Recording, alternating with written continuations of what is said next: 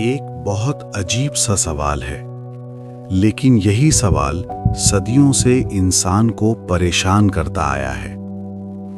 अगर आत्मा ना पैदा होती है और ना ही कभी मरती है, तो फिर ये दुनिया लोगों से भरती कैसे जा रही है? आज से 100 साल पहले दुनिया की आबादी बहुत कम थी। आज अरबों लोग इस धरती पर हैं। तो सवाल उठता है, क्या आत्माएं भी बढ़ रही हैं? या फिर कोई ऐसा रहस्य है जिसे हम समझ नहीं पाए? गरुड़ पुराण कहता है, आत्मा शाश्वत है, अविनाशी है, न जन्म लेती है न मरती है। फिर ये गणित कैसे बैठता है? आज की ये कहानी सिर्फ धर्म की नहीं है। ये कहानी है जीवन, मृत्यु, कर्म और चेतना की। अगर आपने ये पूरा सुना, तो अंत तक आते आते आपका दुनिया को देखने का नजरिया बदल चुका होगा। ये विषय भारी है, गहरा है और बहुत शांत होकर समझने वाला है। आज हम बात करेंगे आत्मा के उस रहस्य की, जिसे अक्सर हम सिर्फ शब्दों में सुनते हैं लेकिन समझते नहीं। हम बात करेंगे गरुड़ पुराण की उन शिक्षाओं की जो मृत्यु के बाद की यात्रा बताती हैं, और सबसे अहम सवाल का उत्तर ढूंढेंगे कि जब आत्मा शाश्वत है तो जनसंख्या बढ़ कैसे रही है। ये वीडियो जल्दी में देखने वाला नहीं है। ये एक धीमी यात्रा है, एक चिंतन है। आप बस सुनते जाइए, प्रश्न खुद खुलते जाएंगे। सबसे पहले हमें एक मूल बात समझनी होगी। आत्मा क्या है? गरुड़ पुराण के अनुसार आत्मा शरीर नहीं है, मन भी नहीं है और ना ही बुद्धि। आत्मा चेतना है, शुद्ध साक्षी। जिस तरह कपड़े बदलने से व्यक्ति नहीं बदलता, उसी तरह शरीर बदलने से आत्मा नहीं बदलती। मृत्यु का अर्थ है शरीर का अंत, आत्मा का नहीं। इसीलिए कहा गया है, न आत्मा पैदा होती है न आत्मा मरती है। अब यहीं से भ्रम शुरू होता है, क्योंकि हम जो देखते हैं वो शरीरों की गिनती है, आत्माओं की नहीं। आत्मा और शरीर का भ्रम। मान लीजिए एक थिएटर है। हर दिन नए लोग अंदर आते हैं, कुछ बाहर जाते हैं। अब अगर आप सिर्फ सीटें गिने तो लगेगा लोग बढ़ रहे हैं, लेकिन असल में वही लोग अलग अलग समय पर अंदर बाहर हो रहे हैं। गरुड़ पुराण यही कहता है, आत्माएं सीमित हैं लेकिन शरीर अस्थायी है। एक आत्मा कई बार अलग अलग शरीर धारण करती है। आज इंसान, कल कोई और जीवन। तो जो बढ़ोतरी हम देख रहे हैं वो आत्माओं की नहीं, शरीरों की है। लेकिन फिर भी सवाल बचता है, अगर आत्माएं सीमित हैं तो आज पहले से ज्यादा शरीर कैसे संभव है? यहीं से कर्म का सिद्धांत सामने आता है। कर्म का बीज। गरुड़ पुराण कहता है, हर आत्मा अपने कर्मों के अनुसार यात्रा करती है। कुछ आत्माएं ऊर्ध्वलोकों में जाती हैं, कुछ अधोलोकों में, और कुछ पुनः पृथ्वी पर जन्म लेती हैं। हर आत्मा तुरंत वापस नहीं आती। कुछ को हजारों वर्षों का समय लगता है, कुछ तुरंत लौट आती हैं। अब कल्पना कीजिए, एक समय ऐसा था जब बहुत सी आत्माएं अन्य लोकों में थीं, लेकिन जैसे जैसे मानव जीवन की परिस्थितियां बदलीं, जैसे जैसे पृथ्वी पर अनुभव के अवसर बढ़े, वैसे वैसे अधिक आत्माएं मानव योनि में लौटने लगीं। इसलिए शरीरों की संख्या बढ़ी, आत्माओं की नहीं। एक और गहरा संकेत। गरुड़ पुराण ये भी कहता है, मानव शरीर सबसे दुर्लभ है, क्योंकि यहीं कर्म बदलने का अवसर मिलता है।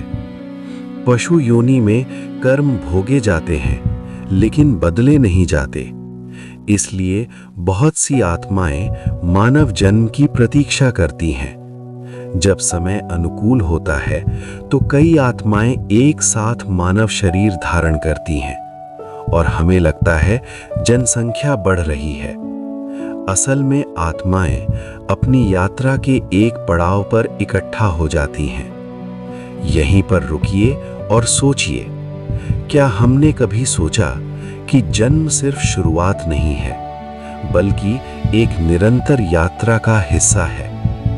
क्या मृत्यु अंत नहीं, बल्कि एक द्वार है? इस समझ के बिना गरुड़ पुराण को समझना संभव नहीं। मृत्यु के बाद आत्मा की यात्रा। अब हम उस जगह पर आते हैं जहां ज्यादातर लोग डर जाते हैं और वहीं रुक जाते हैं।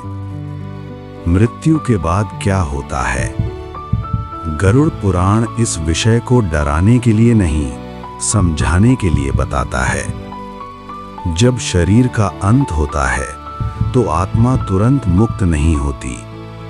उसके साथ रहता है सूक्ष्म शरीर, जिसमें मन, स्मृति, अहंकार और कर्मों का पूरा लेखा संग्रहित होता है। यही कारण है कि मृत्यु के बाद भी आत्मा अनुभव करती है।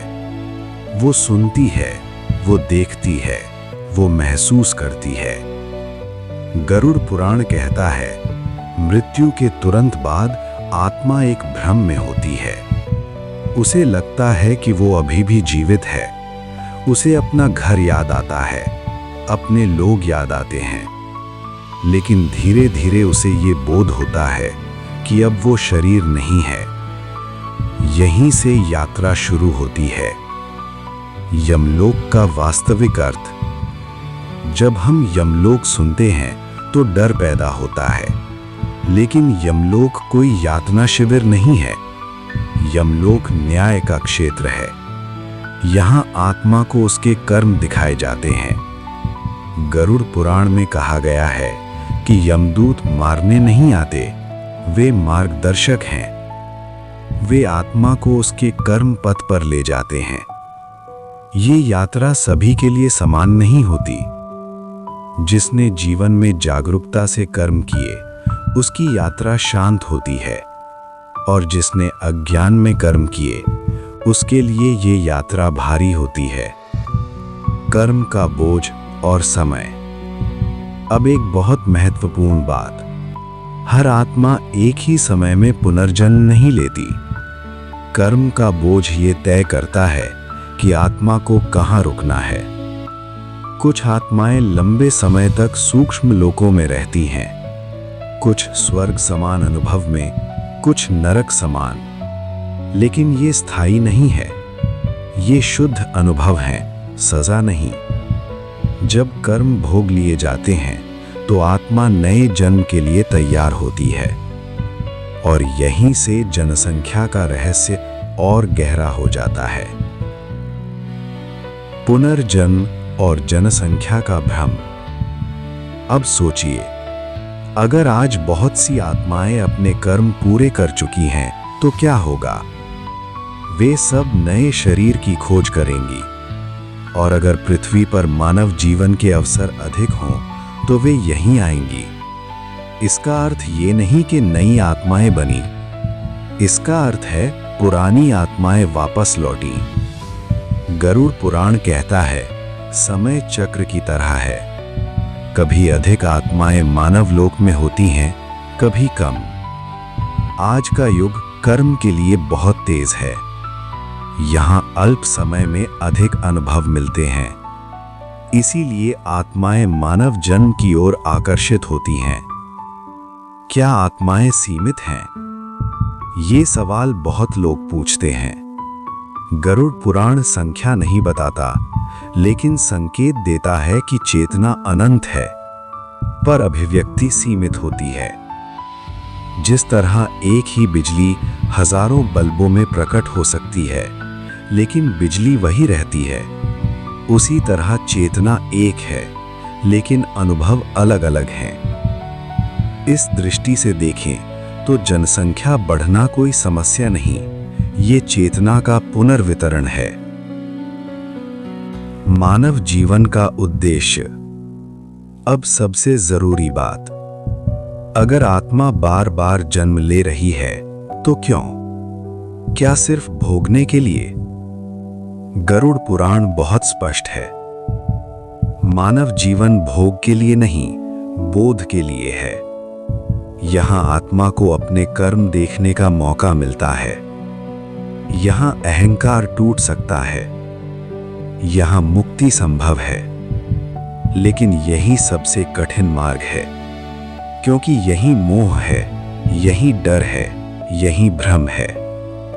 इसीलिए बहुत सी आत्माएं मानव जीवन लेकर भी जागृत नहीं हो पाती और फिर यात्रा चलती रहती है।